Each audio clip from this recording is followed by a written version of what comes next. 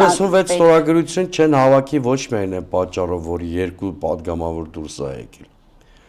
այլ նաև այն պատճառով, որ մի շարք ընդդիմադիրներ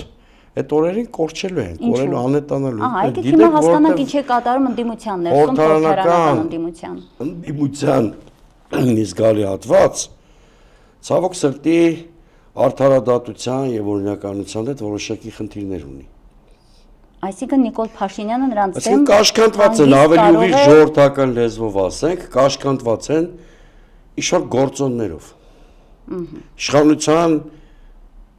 մոտ կա գործիքներ իրենց վրա ճնշում բանեցնելու, հա։ Դուք միջև քրեական գործեր։ Դե ինչու ոչ, էդ էլ կա, գույքի խնդիրել ունեն, ազատությունից զրկվելու վտանգել ունեն, այսինքն մարկային բոլոր այն խնդիրները, որ կարող են առաջանալ։ Սա մեկ, ինչպես ասում են։ Սա մեկ, երկրորդը, որպեսզի իմպիչմենտը ոչ միայն իրավական, նաև քաղաքական առումով լեգիտիմ լինի, որտեղ լեգիտիմություն ընդհանրապես երկու բաղադրիչ ունի, մեկը իրավականն է, մյուսը քաղաքականն է։ Դու պետք է կարողանաս այլընտրանքային այնպիսի ծրագիր ներկայացնել, որտեղ impeachment-ը ինչ է ենթադրում, որ մեկին փոխարինում ես մեկ այլ։ Իսկ մեկին անվստահություն ես հայտնում, բայց ավտոմատ նույն որոշման երկրորդ կետով, ասենք X-ը դառնում է վարչապետ։ Հիմա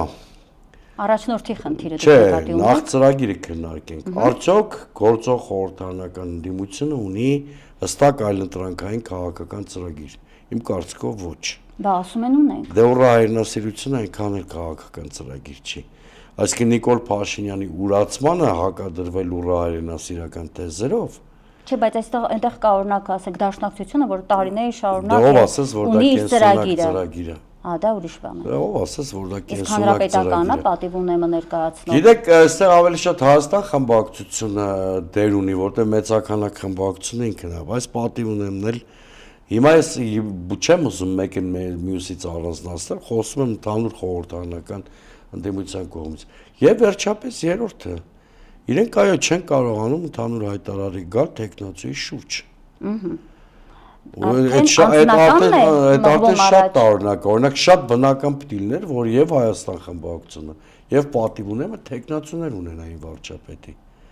Ի վերջո Նիկոլ Փաշինյանի հետ կարող է մի բան պատահի կամ հրաժարական տա կամ չգիտեմ ինչ լինի։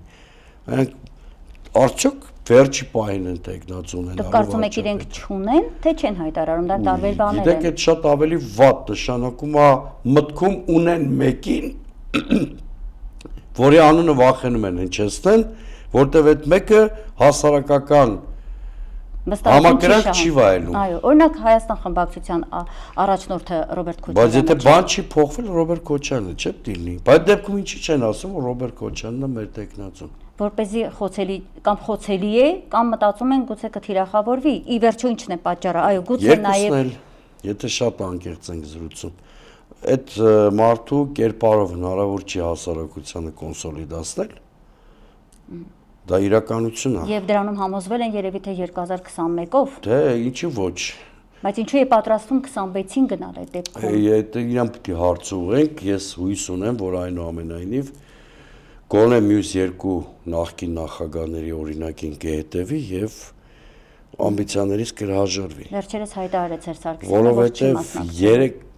Իր դեմքով չի մասնակցել։ 2021-ին էլ իր դեմքով չի մասնակցել, անուն արդարության շեշտենք։ Լևոն Տեր-Պետրոսյանն էլ հարկադրված է եղել ցուցակում ՀԱԿ-ի, որովհետեւ հիշում եք ինքը փորձում էր բոլոր նախագահներին համախմբող դաշինք ձևավորել, բայց իրենցից ոչ մեկին չառաջադրել, չստացվեց, տենց ստիպված, այո։ Հիմա տեսեք, ես հույս ունեմ, որ Ռոբերտ Քոչարյանն էլ մինչև 2026-ի ընտրությունները կվերանա իր մոտեցումները եւ իր դեմքով չի մասնակցի ընտրություններին, որովհետեւ երեք նախագահներից որևէ մեկը անկախ այն հանգամանքից ում ինչքան եմ հարգում կամ ում ծրագիր ինչքան եմ ընդունում, ի վիճակի չեն հասարակական կոնսոլիդացիա ապահովել։ Դա փաստ է, իսկապես փաստ է։ Իրանց ծառայությունները գնահատելով հանդերձ որևէ մեկի անձի հանդեպ հիմա որևէ բան չեմ էլ ասի, գնահատելով իրանց ծառայությունները, իրանց փորձը, իրենց երկարամյա կառավարման հմտությունները նաև, իհարկե բոլորն էլ ունեն բաց թողումներ նաև, բայց իրենցից որևէ մեկը Հետևելով հասարակական տրամադրություններին, ես վստահ եմ, որ չի կարող դառնալ նոր որակին դիմության խորհրդանիշը կամ այն պերսոնը քաղաքական, որ լայն կոնսոլիդացիա կարող է ապահովել։ Դա Լևոն Տեր-Պետրոսյանն ու Սերժ Սարգսյանը հասկացել են։ Ի պատիվ իրենց։ Ես հույս ունեմ, մեծ հույսեր ունեմ, որ Ռոբերտ Քոչյանը նույնպես կհասկանա, հակառակ դեպքում շատ մեծ է վտանգը, որ կարող է կրկնվել 2021-ի մոդելը։ Այո։ Իհարկե նույն կերպ չի կարող կրկնվել, որովհետև ԿՊ գահավիժող վարկանիշ ունի։ Հա, բայց եթե չկա այլ ընտրանքը, Բայց դուք եք ժողովրդի մենք ձայնը։ 2021-ին տեսանք Նիկոլ Փաշինյանը ինչպես հմտորեն օգտվեց այդ հանգամանքից։ Ու մարդիկ Ես ստիպված նման են հույս լինելու, ունեմ։ ասեն, քանի որ նրանք են կգնանք նորից կընտրենք Հիմա Նիկոլին, այդ վտանգը կա, չէ։ այո,